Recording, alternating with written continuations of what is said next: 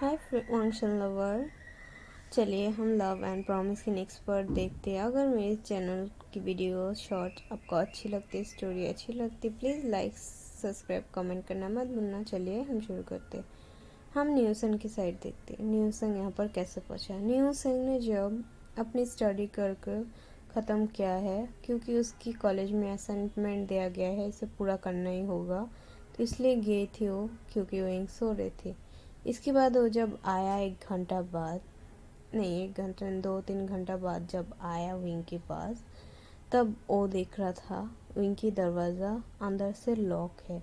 तो वो तो सोच रहा था मैं तो दरवाज़ा लॉक नहीं करके गई थी ना, क्या विंग उठ गई तो अपनी दरवाज़ा क्यों लॉक कर दिया।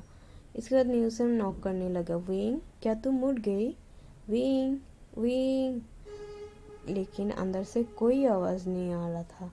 उस टाइम विंग ने अपने रूम में कुछ ढूंढ रहा है जिससे वो अपने आप को हम कर सकते, लेकिन वो जब नहीं मिला तब वो अंदर जाकर वॉशरूम में जाकर अपनी जो ग्लास थी, शीशा थी, उसे तोड़ दिया।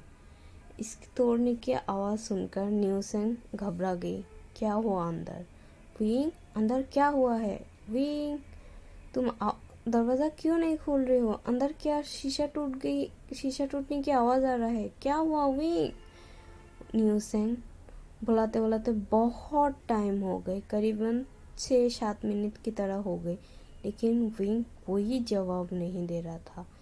इसके बाद विंग सोचते सोचते अपने हाथ सारे अपनी बीते दिन की सोच रही थी। क्या वो कैसे वांग जी के साथ टाइम स्पेंड करती थी, किस तरह की खुश रहती थी, कोई उसकी रिलेशन के बारे में नहीं जानती थी, कुछ प्राइवेट उसकी फ्रेंड्स के अलावा और कोई नहीं जानती थी।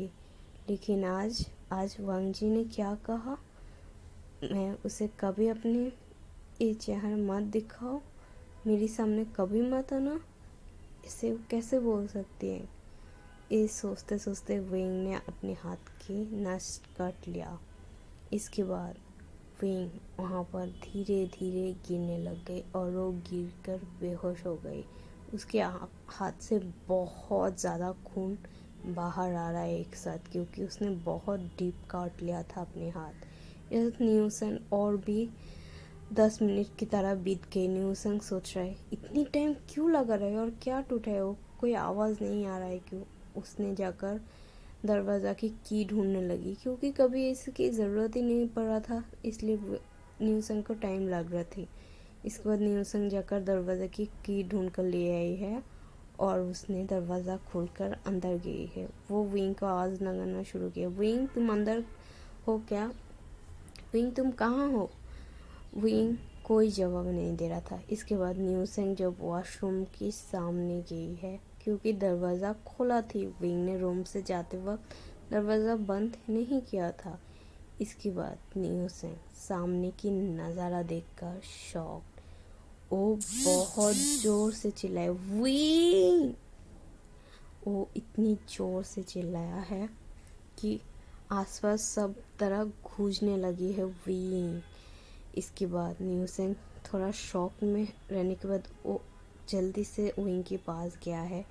क्या हुआ, विंग विंग आंखें खोलो, विंग विंग तुम ये सब क्या किया, विंग आंखें खोलो, विंग विंग। न्यूसन वहाँ पर 1 मिनट से विंग को पुकार रहा है, वो क्या करे उसे समझ में नहीं आ रहा था।